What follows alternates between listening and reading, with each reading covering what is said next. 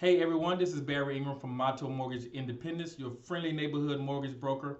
Today I want to briefly talk a little bit about reverse mortgages, which I think are really pretty cool. Not quite sure how they got such a bad rap over the years, um, but they are something I think is really good for folks in their seniors who could take advantage of their equity. So to start with, uh, the simplest way to look at a reverse mortgage is just to consider it a home equity loan for a senior where they don't have to make any payments. And you ask, well, how can they not make payments? Because the lender is only giving them a certain percentage of the equity of the value of the home because they're keeping the other part of the equity as a buffer, and they're allowing them to have access to the equity and make sure to make their payments on their taxes and things of that nature. So it's a home equity loan when they don't make payments, and the reason it's called a reverse because in a traditional mortgage that's forward, the balance goes down over time that's owed, and in a reverse mortgage the balance goes up because they're not making payments.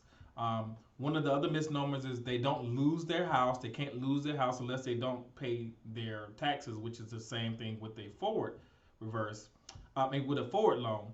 And then when they pass away, kind of the same thing that happens with a forward mortgage.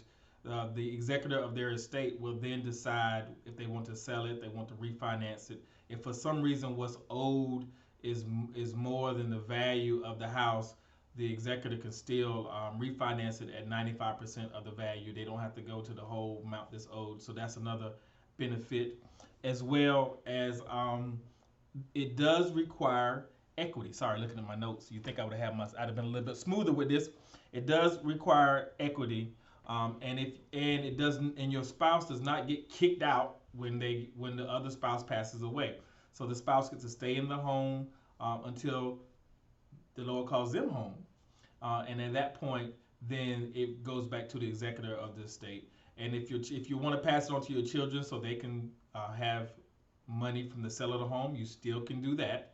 And so what happens is they'll sell it and they'll pay off whatever you've gotten out of the house from your own reverse mortgage when they sell it, and they'll get the rest of the equity. So if I had to really summarize that part, if you have $700,000 in equity and you're given $350,000 of equity in your from the age of 70 to work with, when you pass away, instead of your children or the executive of your estate getting a full $700,000 in equity when they sell, they'll get 350 because you took 350 of that and you enjoyed your life with that money until the Lord calls you home. So again, reverse mortgage product.